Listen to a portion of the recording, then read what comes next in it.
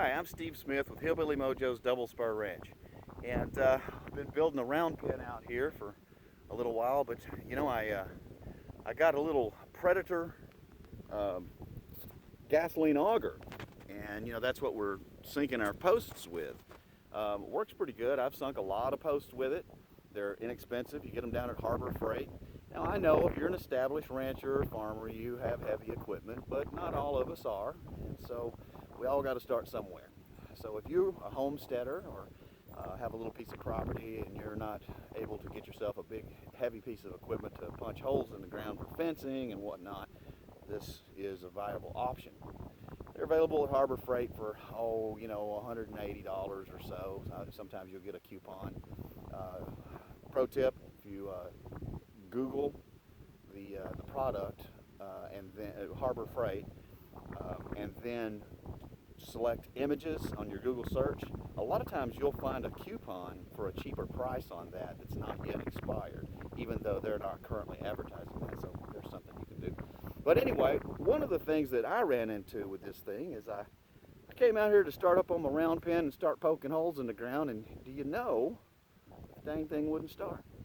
And it had been giving me some slow start issues in the past, but I always got it started. But this time I could not get it started. So I went to the YouTubes and the internets, and I started trying to find out how people have been solving that problem.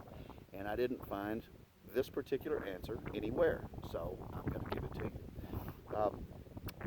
You've got your switch on, you know that your gas lines are good, everything seems to be intact, but it's just not starting up. What you want to do is come right on over here, and right here where the choke is, there's a little plastic cover. There's a screw right there that holds that little cover on. Well, that is the housing not only for your choke but your carburetor. If you take that little piece of plastic off, then there's another little piece of round plastic in there that covers the apparatus for the choke. Pull that little round plastic disc off. It comes out without the removal of any screws. Then there are two Allen head screws in there. They go all the way through the carburetor.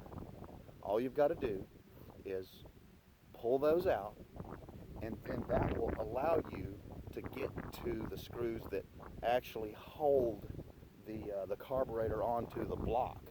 It's two more little Allen head screws in there, and you cannot get to them unless you pull all this off. But what I had run into is I noticed this little part here was kind of loose, It looks like it's getting loose again, so I'm probably going to have to do it again. From all the vibration, it just backs those little screws out. Now, next time I do it, I'll use a little Loctite.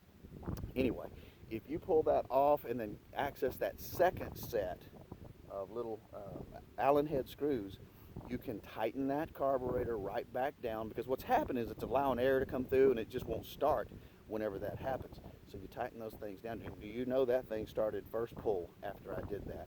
I thought I was going to have to go buy a new one, and lo and behold, that's all it was. So that is a quick and easy tip to do that. I'm Steve Smith with HillBilly Mojo's Double Spur Ranch.